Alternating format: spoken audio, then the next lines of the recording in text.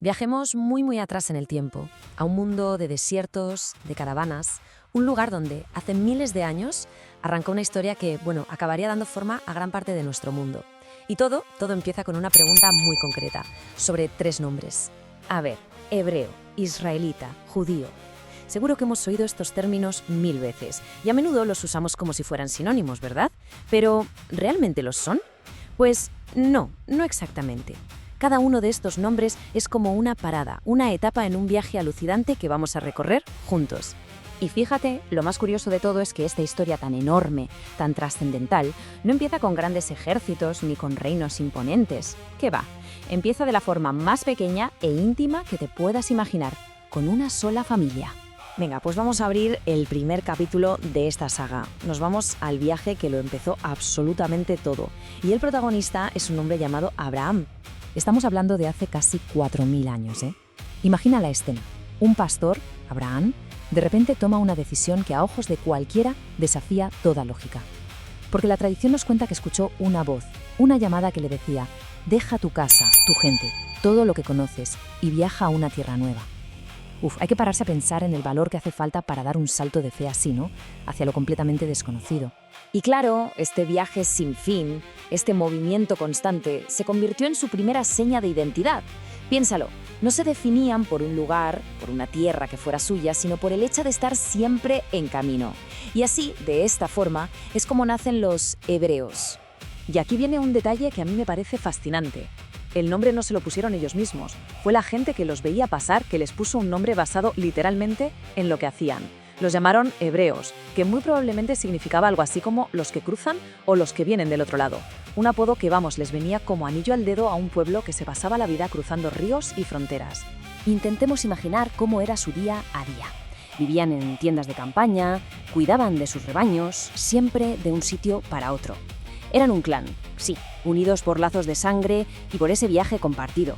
Pero, y esto es súper importante que quede claro, en este momento de la historia son eso, una familia muy grande. Todavía no son una nación. Bueno, pues ahora damos un salto en el tiempo, unas cuantas generaciones hacia adelante. Esa identidad de hebreo está a punto de dar un giro radical. Todo va a cambiar por culpa de una lucha muy especial que traerá consigo un nuevo nombre. Un nombre que definirá todo su futuro como pueblo. El protagonista de este giro es el nieto de Abraham, un hombre llamado Jacob. Y la verdad, su vida no fue nada fácil. Pero una noche todo cambió por un forcejeo de lo más misterioso. La historia antigua cuenta que Jacob se pasó toda la noche luchando, ni más ni menos que con un ser divino, hasta que salió el sol. Y al terminar esa lucha épica, Jacob recibe un nombre nuevo: Israel. Y ojo, porque este es el punto de inflexión clave. A partir de este preciso instante, sus descendientes ya no van a ser solo la familia de Jacob. Ahora serán conocidos como los israelitas. O sea, el nombre de una sola persona acaba de convertirse en el nombre de todo un pueblo. A ver, para que quede todo bien claro, repasemos esta línea familiar y cómo evoluciona todo. Empezamos con Abraham, ¿vale? El primer hebreo. El legado pasa a su hijo, Isaac, y de Isaac a su nieto, Jacob. Es Jacob, el que es rebautizado como Israel. Y atención, porque sus 12 hijos van a ser los pilares, los fundadores de las famosas 12 tribus de Israel. 12. Quedémonos con ese número, porque es la clave de todo. Cada uno de esos 12 hijos de Jacob se convierte en el cabeza de familia, en el líder de su propia tribu. Y es la unión de todas estas tribus lo que finalmente da forma al pueblo de Israel. Es el paso definitivo, de ser una familia a convertirse en una nación. Pero claro, la historia nunca es tan sencilla. Su futuro estaba lejos de estar escrito. El siguiente gran capítulo de su viaje los va a llevar de la esperanza a una de las peores adversidades que podían imaginar. Y todo ocurría en Egipto. Resulta que una hambruna terrible asola la región y no les queda más remedio que emigrar. ¿Y a dónde van? Al gran y poderoso reino de Egipto. Allí, para su sorpresa, encuentran un refugio seguro. De hecho, al principio todo va genial, son bienvenidos, les va bien, prosperan. Pero, siempre hay un pero. Pasan las generaciones y esa seguridad inicial se transforma en su peor pesadilla, la esclavitud. Los nuevos gobernantes de Egipto empiezan a verlos como una amenaza. Eran demasiados, crecían muy rápido, así que por miedo los someten y los convierten en esclavos, obligándolos a construir sus grandes ciudades. Vale, paremos un segundo para recapitular el viaje, que ha sido intenso. Todo arranca con la llamada a Abraham, el primer hebreo. Después, la lucha de Jacob les da un nuevo nombre y una nueva identidad, los israelitas. La necesidad, la hambruna, los lleva a buscar refugio en Egipto, y allí lo que era un hogar seguro se convierte en una cárcel. 4 momentos clave que han definido su historia hasta este punto. Habían perdido su libertad, eso está claro. Se pasaban los días construyendo monumentos para otros bajo un sol abrasador. Una vida durísima. Pero había algo que, a pesar de todo, no habían perdido, y eso era la esperanza. La tradición, la historia que se contaban unos a otros, prometía que llegaría un nuevo líder para sacarlos de allí. Pero la gran pregunta quedaba flotando en el aire. ¿Ya habían sido hebreos los que cruzan? ¿Luego israelitas los que luchan? ¿En qué se convertirían ahora? ¿Qué nueva identidad nacería de las cenizas de la esclavitud? Hebreos, israelitas, judíos, a que suenan familiares, ¿verdad? Son 3 nombres que a menudo usamos casi como si fueran lo mismo. ¿Pero realmente lo son? Pues la verdad es que cada uno cuenta una parte distinta de una historia larguísima y fascinante. Hoy vamos a hacer un viaje para entender de una vez por todas de dónde viene cada nombre y qué significa. Venga, vamos al lío. La pregunta es esa, directa y clara. ¿Son términos que podemos intercambiar sin más o cada uno tiene su momento y su lugar en la historia? Pues vamos a descubrir que la respuesta tiene miga. Y es que esto no va de buscar una definición rápida en un diccionario y ya está. Para entender de verdad estos nombres, tenemos que viajar en el tiempo, seguir las huellas de uno de los relatos más influyentes de la historia de la humanidad. Y nuestro viaje empieza aquí, en un momento de muchísima opresión, pero también de una enorme esperanza. Es aquí donde una identidad como pueblo empieza a forjarse, en una travesía épica para salir de Egipto.